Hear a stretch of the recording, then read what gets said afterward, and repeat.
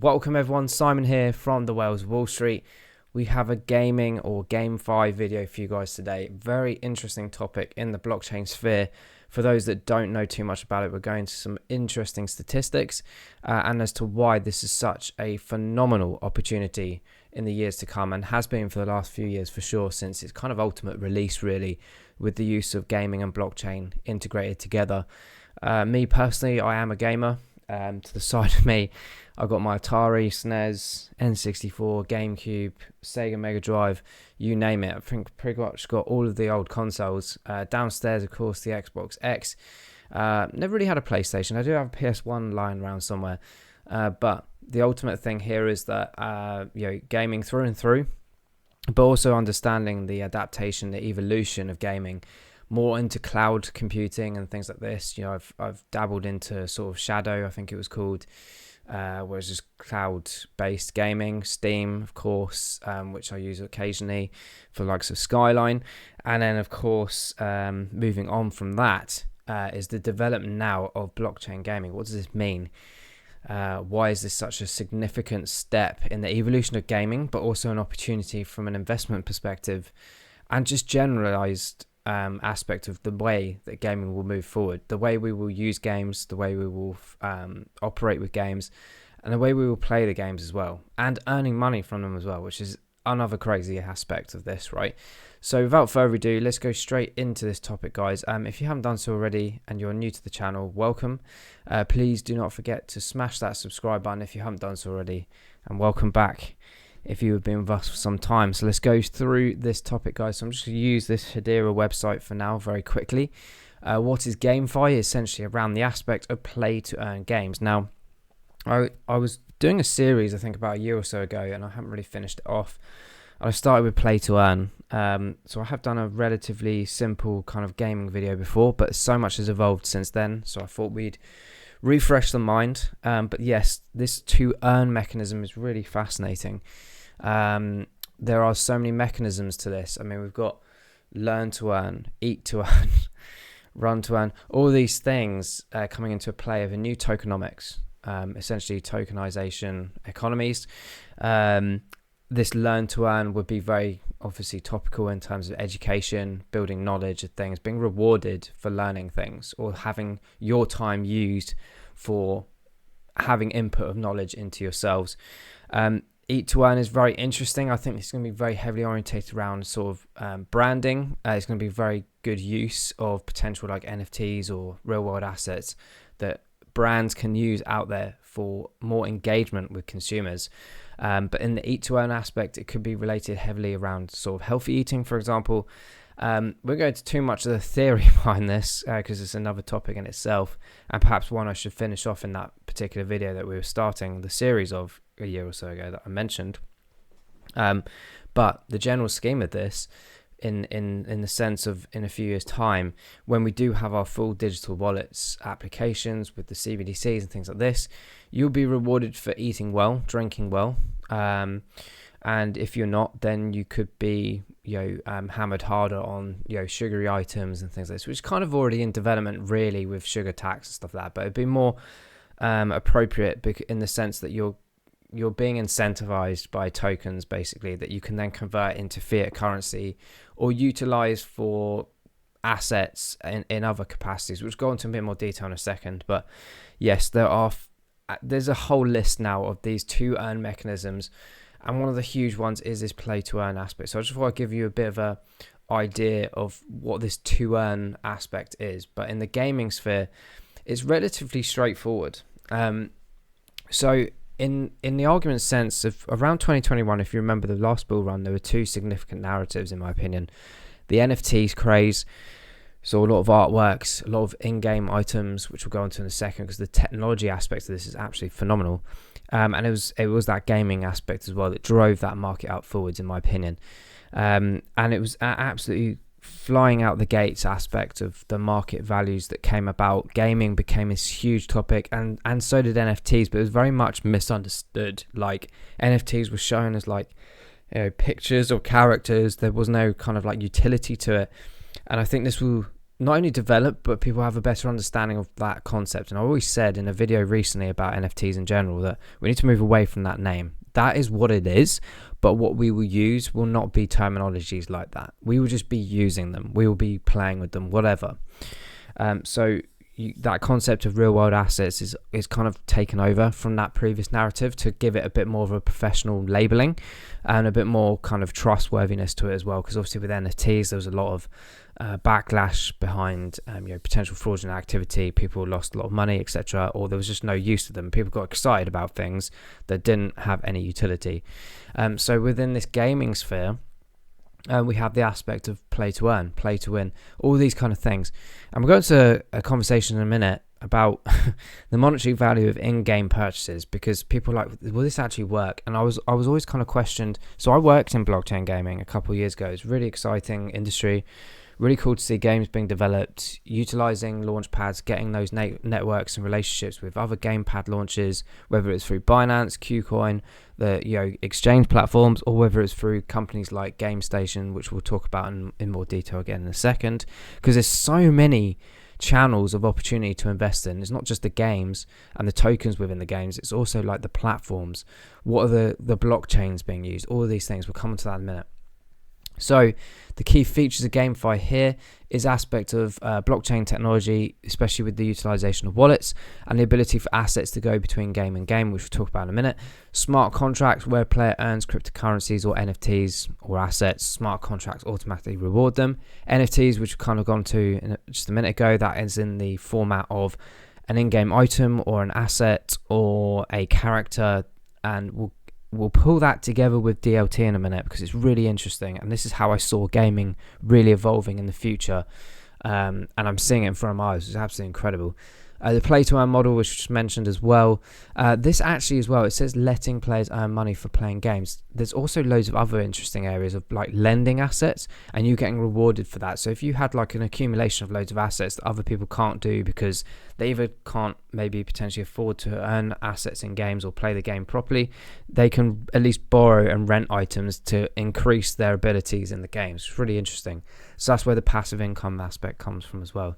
So the traditional gaming technology here, it talks about the various kind of gaming types, gaming genres, RPGs, etc. How has this evolved into blockchain gaming? Well, we talked about the smart contract aspect. This is really important. So I always gave the example of, like, let's say you're playing Call of Duty, maybe one of the previous games or ones that you perhaps were able to potentially use those kind of assets in other games. But there's two barriers there. One barrier being the fact that that game is essentially kind of really produced by a publisher, and they're not necessarily going to allow you to take an asset to a competitor's game. The other thing of that is the technology or the ability is not really there yet, but it is now. Blockchain, we talked many times about cross-chain ability. Interoperability, I suppose, is the ultimate umbrella word for all of this. And this essentially, let's say Solana's a big topic right now, okay? GameFi and Solana is huge. Let's say there's a game being developed on Solana and there's a game over here being developed on Hedera. And first of all, you've got to have these chains being able to talk to each other, which is absolutely possible right now. With pretty much most chains, in terms of that ability to transfer the smart contract, communicate with each other on a protocol level. So we've already kind of like ticked that box. But in the gaming instance, irrespective of let's say the traditional world, as I said, you can't transfer certain assets across from one game to another unless there's like some random brand gaming partnership that allowed this kind of thing. Like The Simpsons and Family Guy sometimes do like a collaborative episode or whatever, but that's pretty much it. But in the gaming world, that's kind of traditional. I call it like the gaming law. And what I mean by this is, for example, if you've got a weapon in Call of Duty, you can't really take that to a friendly game and use that. It would be against the rules of that game. So there's going to be some elements of assets that just simply cannot be used, but there could be some things like, for example, an avatar or skins or these kind of assets, clothing, whatever it might be, to be able to take it into another game. And it depends on what that game is, etc. Now, I always use a reference to probably one of my favorite films now, is Ready Player One. And what I would say to anyone that hasn't watched it, definitely watch it. One, if you're into gaming, or two, if you just like those kind of films anyway. Watch it maybe 2, maybe 3 times. Not like on the trot, give it a bit of space time. But the second time I watched it was actually ironically when I was in blockchain gaming. Because the first time around I was like, oh my God, this is amazing. Virtual reality, avatars, the battle at the end was incredible. An opportunity to get a really cool gaming experience. But then when I watched it the second time, I was thinking, okay, there's various different games in here, but the avatar stays the same. The person is actually winning stuff, converting it into a real world asset and getting a delivery of it to the door the next day via a drone. The drone conversation we talk about all the time on this channel about transactions, how things are done and done without you having to get a debit card or anything like that. It's just done, payments, tokens. The whole film, in my opinion, is based on the future of gaming utilizing VR, AR, blockchain technology, and probably AI in there as well, of course, maybe for the creation of the games, who knows. But it was that principle. So all of a sudden, you've got this ability of whether a game's built over here and over here on different chains, doesn't matter. The actual ability now is you as a user with your digital identity, you've got your KYC and everything incorporated within you.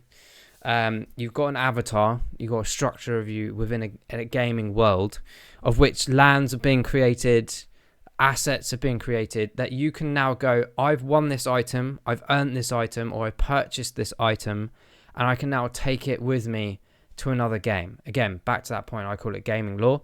But there's some instances where those could be used in other things. So it opens up the metaverse, essentially, is what it was about or is about. Again, another buzzword, but ultimately these lands, you can't see them physically. But if you were to put goggles on or enter onto a PC or whatever and play the game, you can see it. And ultimately, as time evolves, these VR goggles, etc., will just be a thing in the past. We'll just have retina displays. We'll just jump in. We'll just close our eyes. We're into this game. We're sat in a chair or with our Omni treadmills or whatever. This is the way it's going. And it sounds so crazy and far distant future, but it's here now. The games that I've been working with before, incredible to see the lands being built and you can actually jump into them and play the games, etc., with VR, etc. Absolutely incredible. So there's these developments and they're sitting there now going, okay, cool, understand the gaming aspects there. How does the play to earn work? What's the tokenomics aspects and how are we actually going to make money off this? Well, the simplicity of that really is that most games have their own tokens. Like with chains have their own tokens for utility, games have that exact same principle, that you could buy assets, you can increase your land capacity, you can improve your character or your person within the game by using those tokens. How do we get rewarded those tokens? By achieving certain goals, building clans or guilds with other team members to go and fight or battle or win these tournaments, whatever it might be, or to go and essentially get answers to puzzles or challenges within the game and get rewarded for that. So you've got those token aspects, and the more gamers you have within the game, obviously the more the token could essentially increase because it's being used a lot more. There's arguments around like burning of tokens and the supply of tokens. Is it enough? Is it too little? Does it potentially put people out of the game if you're not in there early, and say someone comes in 5 years time to go, oh, I want to start playing this game, but the token price has gone up so much because there's so many gamers already in there. Do you have a fair chance of being able to progress? And would you actually even be interested in playing this game with that disadvantage or that handicap? So there's loads of things there where actually maybe team guilds could help with that instance, in sense of bringing new players in, new members in, being part of that pool, that prize pool, getting a certain percentage of it. There's loads of mechanisms to facilitate those potential barriers or issues for gamers in the future. But also, blockchain gaming does open up things like view to earn as well, where people can actually sit and just watch games and get tokens for doing that as well. I'm going to go through statistics here, guys, because it's really fascinating to look into this a bit more. So we kind of covered a bit of a brief spectrum about this. We know that there's elements here of financial growth. There's the elements of the gaming markets being able to grow significantly as well. The market value of GameFi, look at this, $8.9 billion by 2028. Absolutely incredible. There are currently, as of 2023 in April, 2,453 GameFi protocols across all chains. That's absolutely phenomenal. Absolutely huge. And I said earlier, brands will get more and more involved with this, whether it's for apparel, whether it's just for branding, guidance, whatever it might be. It's absolutely incredible. So we look at some of these previous games, CryptoKitties. You've got the likes of Illuvium, Star Atlas out there right now. Decentraland, we've covered many videos ago. One of the first few videos we did was around Sandbox and Decentraland. Absolutely huge. But look at this. Now, blockchain gaming market, $614 billion by 2030. That is absolutely huge. Blockchain gaming market size projected to reach $614 billion by 2030. CAGR of 21.8% during the period of last year to 2030. That is absolutely massive. Global market size was valued at $128 billion in 2022. That's just blockchain gaming, guys. Let's look at a few things here in terms of statistics as well. The consumer spending on in-game purchases relates to the topic about, do people actually buy things in games? Yes, they do. I remember around 2015-16, I was working for a networking company and we were doing some esports partnerships. Absolutely phenomenal topic at the time. Some players were being paid like, I don't know, $15,000 a month. Crazy money, right? And they had like training and everything. They had like gaming houses to practice and then enter the tournaments with prize pools of like 2 million. I mean, they're way more now, but they were around $1 or $2 million prize pools at that time. Huge money, and still is today. And the point being here is that even at that moment in time, I was talking to one of the CEOs and he said, I know people that spend around $20,000 to $30,000 per month on game items just to try and get to the top. That showed you how much money they were making, but also how much money that was in the space. And since then, it has absolutely flown. Consumer spending on in-game purchases worldwide between 2020 and 2025. This number is obviously quite high because of the pandemic. More and more people were into gaming. So it definitely increased that number for sure. But look at this. By 2025 alone, 74. That's absolutely huge. So in 2020, global audiences, $54 billion. And it's expected 2025 for this to surpass $74 billion. So you've got a blockchain gaming market. Absolutely staggering numbers. To surpass the significant areas of around about 614 billion within game items and spending of in purchases. That number, I think this is conservative in my opinion, could go way beyond that $100 billion mark as well. So you've got these areas of interest. Then you've got the numbers of gamers. So I remember when I did a research document around 2015, 2016 for that networking company to increase the awareness around gaming in what we were trying to do. And I was trying to hammer home that this is an important topic. It's a huge industry. It's a huge market. Not many people were listening, but I think they probably are listening now because I've seen some of their products have definitely improved in this area over the years. But look at this. There are 3.22 billion gamers worldwide, set to reach 3.32 in 2024. This number was around, I think, about 2.2 or 2.4 billion about 7-8 years ago. That's how much it's increased. Absolutely staggering amount of players coming into the games now. And there's a multitude of genres. There's mobile gaming, there's PC gaming, there's console gaming. There's now cross-gaming platform opportunities, so it doesn't matter what console you have anymore, you can just play someone on the same game. So it's ultimately like, why bother having 3 or 4 consoles? I do think that would decrease over time, and it will just ultimately push forward with VR mechanisms and how we develop those games for sure. But yes, absolutely staggering amount of gaming time being used as well. The revenue generated. The gaming industry in the United States alone, $90 billion in revenue of 2023. That is unbelievable. So we've got all of these aspects here. By the way, this number hasn't changed much at all in the last 10 years as well. the actual statistic when I was doing my research documentation on gaming industry, it was something like 51% male gamers, 49% female gamers. I don't know what that is in percentages now, but it's probably very similar. And I think that's brilliant. From an just the equation of the equality in gaming is absolutely brilliant, and it's continuing by the looks of it as well. What's interesting as well is that 618 million gamers are under the age of 18, but also to understand that there's huge age groups, even beyond the ages of 40, 50, 60. There are esports teams of 70 and 80 year olds, and this is amazing. This is why I love gaming as well. It brings people together. And it just has no boundaries in terms of like discrimination or anything like that. It shouldn't matter. You should be able to enjoy games, whoever you are, however old you are, etc., etc. So I think it's absolutely phenomenal, this industry, and you can see for yourselves the statistics here. Absolutely, there we go. That's interesting. So I wasn't too far off. 2.2 billion. I didn't even see this bit. So yeah, this is roughly around the time I did my documentation, and that 2 billion number was huge. And to see an extra billion on top of that in such a short space of time is absolutely incredible. So easier access to gaming modules and platforms, of course.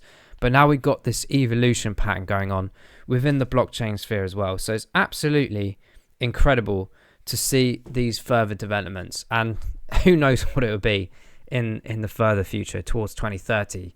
What could we see the $5 billion mark? Absolutely massive. And there's loads of principles around the regionalization of gaming worldwide too. So you've got all these statistics. We've got esports as well, where we've got that competitiveness of earning money or prize pools. The esports market was valued at 1.5 billion in 2022. It's due to accelerate to 1.72 billion in 2023 and 6.75 billion by 2030. Now, this is a lot of money, guys. Esports, absolutely huge. We talked about the participation of gamers, organizers, influencers, you name it. So we then loop around to that topic of view to earn mechanisms where you can get paid to watch games. There are over 1 billion people now. It used to be like 700,000. It's like over 1 billion people now watch games. Just watch games, not play them. I mean, they might play games as well, but they watch games. So you've got these huge statistics, huge revenue numbers, huge market opportunities. Now we've got technology that will enhance our gaming experience significantly. So when people talk about what's so interesting about GameFi, the industry, blockchain gaming, there's significant numbers in the traditional gaming market that are coming now across to blockchain specifically. And we roll back to the point about blockchain gaming market in general. This confirms and proves the fact that more people are getting involved in this area. But the ultimate thing, in my opinion, is not so much the technology and stuff like this behind it. It's going to be about the experience. And it's going to be essentially kind of a half-related topic in reversal to what we said earlier about people when they're using digital wallets or things like this, or the words NFTs. They don't care. They don't want to care about this. They just want to know, can I use it? How do I use it? And it's exactly the same principles in the finance world. People don't care or want to know about blockchain technology. They might have an interest, a general interest in it, but ultimately I just want to jump in this game and play it. And can I take my items to other areas? Brilliant. Does it connect with a digital wallet that I don't have to do anything manually in the middle of the game? Can you imagine? Oh, I need to buy this item quick and put your card details in, this, that, and the other, autofill, whatever. Don't need to do that anymore. It's just tokenized, all done. Credits-based systems and things like this. And things that you do externally from gaming could affect this as well. All the things like learn to earn, all these things can produce tokens or credits into your wallet that can be converted into things that you want to progress in the game, and vice versa. That's the thing. You could go into a game, earn money for the real world. And that's where the Ready Player One thing comes really interesting, because they have like an element where I think there's like repercussion of something, and I can't remember the girl's character in there, but she was put into like this box to do like mining and digging and stuff in the to pay for debts in the real world. That kind of stuff in the gaming sphere is quite crazy, quite incredible. So that's kind of like the element, really, what I was getting to just a minute ago, about that concept and where it's kind of moving forward to. And so kind of like to wrap up the video really, just to focus on some of the games that are out there. And this is kind of showing a bit of an evolution. So one of the first ever blockchain games out there was CryptoKitties, did extremely well. And it gave that principle of owning assets, being able to breed your assets as well. So to create new characters from breeding mechanisms to then sell on in the markets or evolve for yourselves. Was quite significant, and a lot of games followed this pattern for years to come. And then you go forwards a couple more years as well, you've got the evolution of games like Decentraland. Now, I held the mana token for some time. I sold it off back in 2021. Look at this. I was buying mana tokens around sort of 20-30 cents, I think, which is not too far off where it is now. And it absolutely shot up in 2021. The concept around NFTs and gaming in general to about $4 or $5. Absolutely phenomenal return. I sold mine, unfortunately, around sort of this 130, 140 mark, thinking it would go nowhere else. And I didn't buy back in.